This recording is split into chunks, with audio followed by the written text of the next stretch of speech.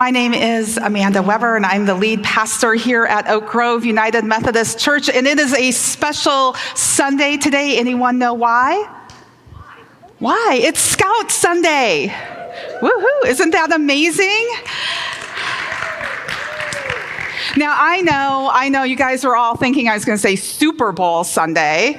A little birdie told me that it is also Super Bowl Sunday. I thought that they were talking about the Super Bowl Sunday here at Oak Grove, where we are collecting cans of soup and other canned goods for our food pantry. I know no one here is going to be watching football later today. But as part of Scout Sunday, and can I just say what an amazing turnout today for Scout Sunday. I have done Scout Sunday pretty much at every church that I have served, and this is amazing, the participation today. So thank you for that. So now I'm going to hand it over to Mason and Ellie, who will be reading scripture for us this morning.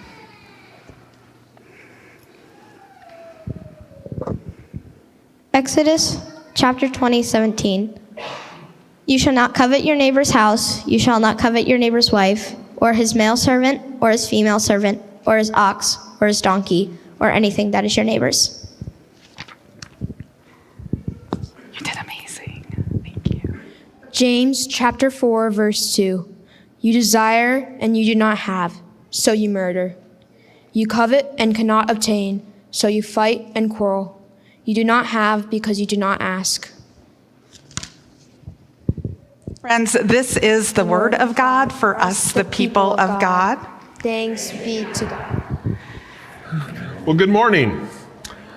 You're probably wondering why I'm up here in this snazzy uniform. In fact, when I walked in this morning, walking across the parking lot, somebody asked me why I was wearing my scouting uniform.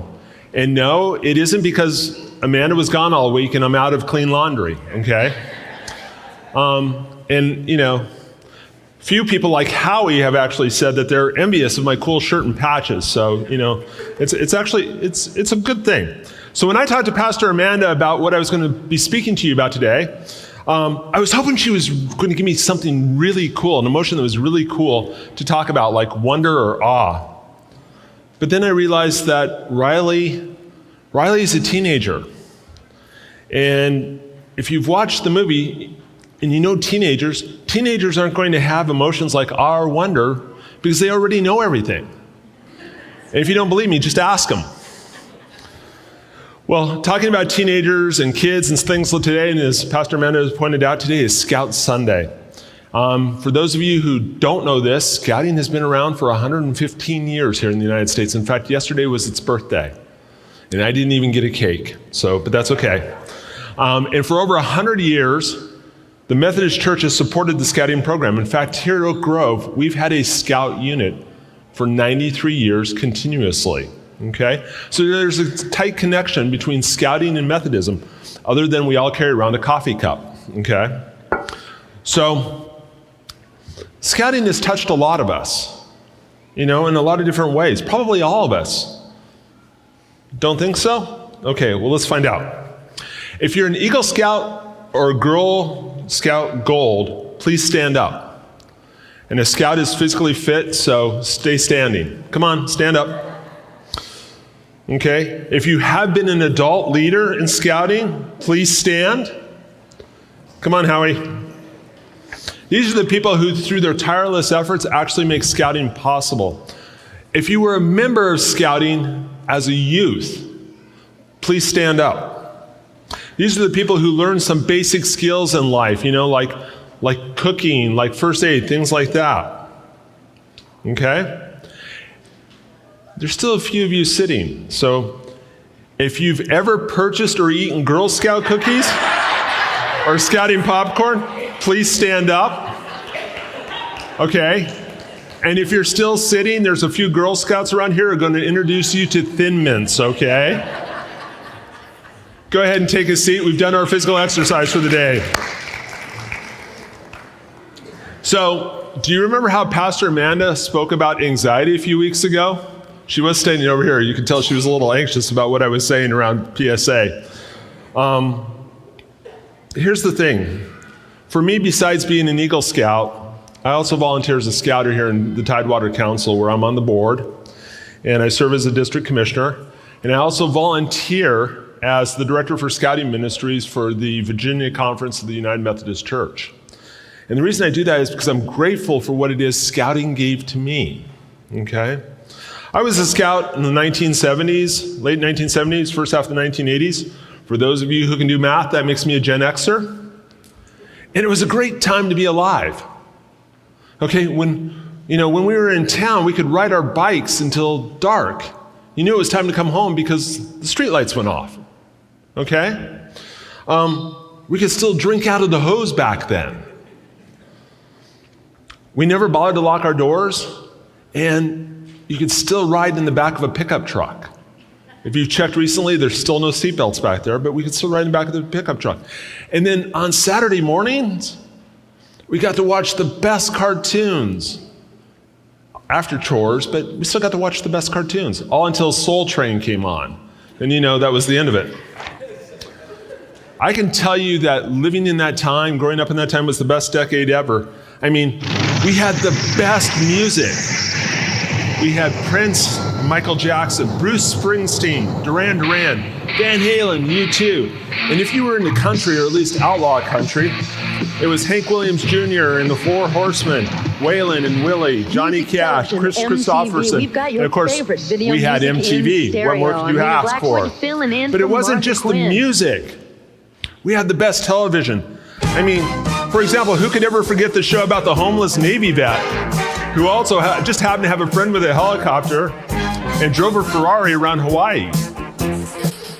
But then there was also Miami Vice. I mean, someone who lives on a boat with a crocodile, wears a white or pastel suit, and drives, of course, another Ferrari, all on a county police officer's salary? Not sure about that. And of course, we had this show that just really threw it in our faces. It was Lifestyles of the Rich and Famous with Robin Leach. What a name for a person to have on Lifestyles of the Rich and Famous, okay? The unofficial motto of the show was, we have it, you don't, but we know how badly you want it. But it wasn't just television, it was also the movies. Who knew that Navy pilots spent their time when they weren't flying, screaming around on motorcycles, wearing these cool jackets and Ray-Bans, and of course playing beach volleyball without their shirts on? Or how about the college professor who almost popularized khaki again with a fedora and his bullwhip as he gallivanted around the globe in his free time, again, all on a professor's salary. I know what this guy's all about. Greed. And lastly, There's no nobility in poverty. who could forget when Gordon Gekko told us that greed is good? Greed works. Greed works. But hey, that was the 80s. If I could sum up the 1980s, not only was there great music, great TV, and great movies, it was the age of really big, bad hair. The girls growing up in that time know what I'm talking about. Acid wash jeans, leg warmers, remember those? Neon, Nintendo and Atari, Transformers, and G.I. Joe. Simply put, it was an age of decadence. We didn't have it all, but we sure wanted it all. We were envious. And it's really the same today. I mean, have you watched The Real Wives of Palm Beach or any of the Real Wives show? Yeah, I don't watch it either. I wouldn't watch it either. Or how about Keeping Up with the Kardashians? I mean, it's the same thing. We have all this decadence, and really what that is that's just marketing speak for envy. Now, the Oxford Dictionary defines envy as the desire to have a quality, a possession, or other desirable attribute belonging to someone else. So yeah, we all wanted the Ferrari to tool around Hawaii on someone else's dime, or the adventure of chasing drug smugglers in the Florida Keys while looking and staying cool. We were consumed by envy. I mean, look at Gordon Gekko. He's the only person in the world, Michael Douglas, the only person in the world who can make a horizontally striped shirt with suspenders still look good, okay? We were consumed by envy, and I wish I could say envy was just a product of the 80s. It was something new for the 80s, but let's be honest. Envy's been around as long as mankind's been around. In Genesis 3, verses 1 through 7, where the serpent encourages Eve to partake of the apple from the tree of life, the serpent says, "For God knows that when you eat from it, your eyes will be open and you will be like God, knowing good and evil." You will be like God. Who wouldn't want to be like God? Think there's some envy there? How about Genesis 4, the story of Cain and Abel?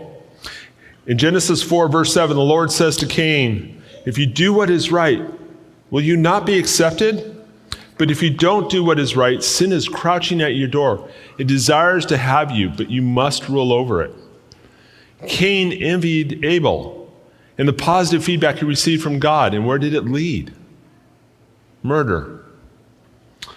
God wanted to be absolutely clear about the sinful nature of envy. That is why in Exodus 20:17, there's the 10th commandment that we read today. It says, "You shall not covet your neighbor's house, his wife, his servants, his ox or donkey, or anything that is your neighbor's." God is warning us about the nature, the malicious nature of envy. Envy is so corrosive that it is one of the 7 deadly sins. The great author Bertrand Russell actually said, "Envy is one of the most potent causes of unhappiness." And there's so much unhappiness in the world, and so much of that is driven by envy.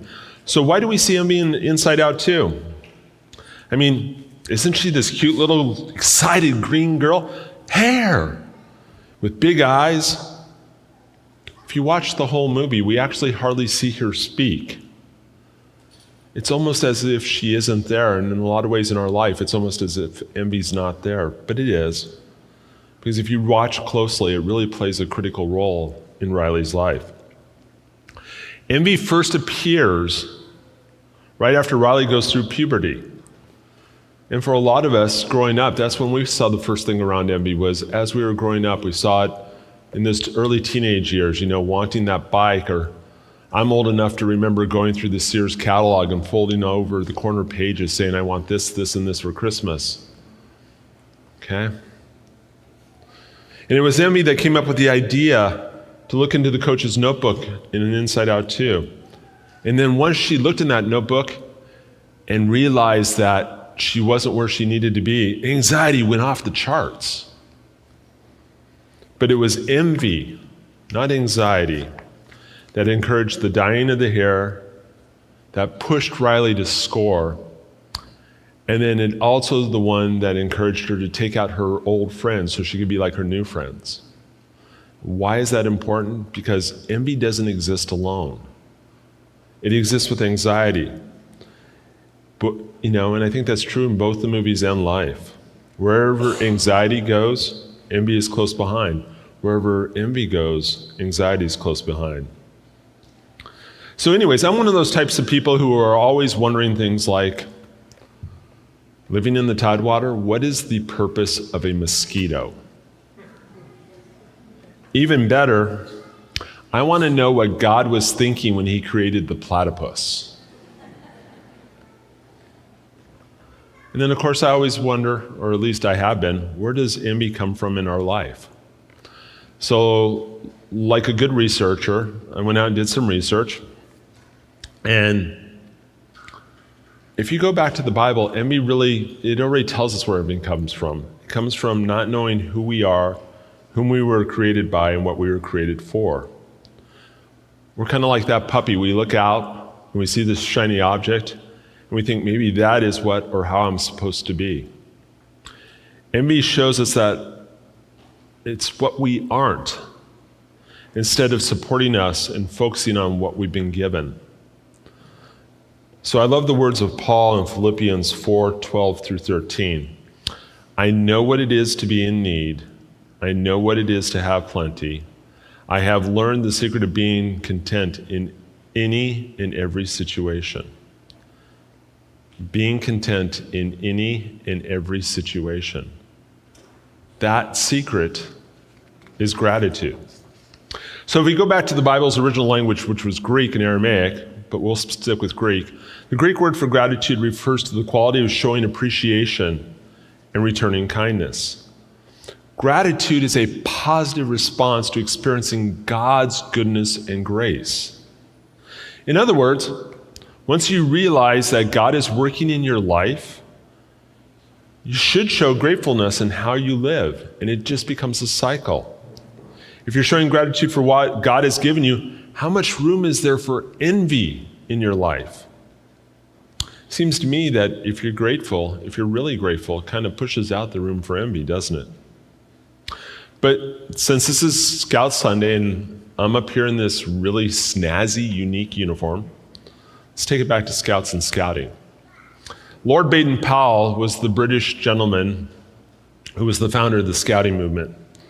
And he once said, "We must change boys from what can I get to what can I give attitude." Let me say that again. We must change boys from a what I can get to a what I can give attitude. That is an attitude of gratitude. Not only do we need to change boys and girls, but we all need to turn away from that what I want attitude into an attitude of gratitude for what we've been given daily by God. My dad always used to make the joke, every day above ground's a good day, unless you're a West Virginia coal miner. Okay? Every day above ground's a good day. It's an attitude of gratitude. You know, the Scout slogan is do a good turn daily. Just a little thing. How hard is it to do that good turn? Because if you're envious, it's a whole lot easier if you're grateful. Now, I believe that the Scouting promotes gratitude as an antidote for envy. I know that I'm grateful for everything that I learned in Scouting, such as how to cook an amazing chili. If you guys weren't here a couple weeks ago, you really missed out, okay? My spoon is on the wall, let me just tell you. But I learned first aid, which was actually helped me about 20 years ago when there was somebody choking in my office when I worked at the Department of the Interior. I knew what to do. And there are so many other skills I use on a regular basis. And I'm also grateful for the relationships that it brought me. One of the guys I was in Scouting with, Daryl Judy, later went on, we went to high school together. He became an Eagle, I became an Eagle together. Later went on to fly F-16s for the Air Force. He was my best man at my wedding. And I'm grateful also for the fact that it supported the ethical, moral framework I learned in my faith. A Scout is reverent. If you look at my uniform, you'll see this little purple knot up here. And as somebody pointed out, isn't the eagle knot supposed to be closest to your heart? I actually put these in the order that was most important to me and the ones that I earned. And my religious knot that I learned as a youth is the one that's closest to my heart because that's what brought me to God. So I know our world wants you to be envious because when you envy something, just remember somewhere, somehow, someone is making money off of you. Scouting reminds me that it isn't about what's on Instagram or TikTok or on a billboard or what the guy in the car next to me has. It's not even about the halftime commercials that we're going to see today. Well, maybe with the exception of the Puppy Bowl. Got to watch the Puppy Bowl. I could care less who wins, but I got to watch the Puppy Bowl. It's about what's in here and what we're grateful for. So I want to leave you with this.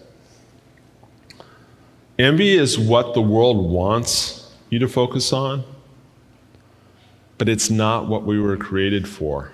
It's been something we've been fighting since the Garden of Eden. And it's hard to overcome envy by ourselves. Groups like our church family here at Oak Grove and Scouting are incredible support structures to turn our focus away from the world and towards what God intended. And though I know you're envious of this cool uniform, I'm grateful that I got the opportunity to talk to you today. Okay? If you're interested, like I said, there's a couple Girl Scouts running around here. They'll get you hooked on cookies. Okay? There's a table set up outside that has some of Buck's scouting material and some of the packs out there and things. If you've got kids who aren't in scouting, take a look. There's a lot of great things to learn there. And if you're retired or soon to be retired, and you've got some free time, we could always use the help moving the program forward. And I would be grateful for anything you give. So thank you so much. Have a great day, and God bless.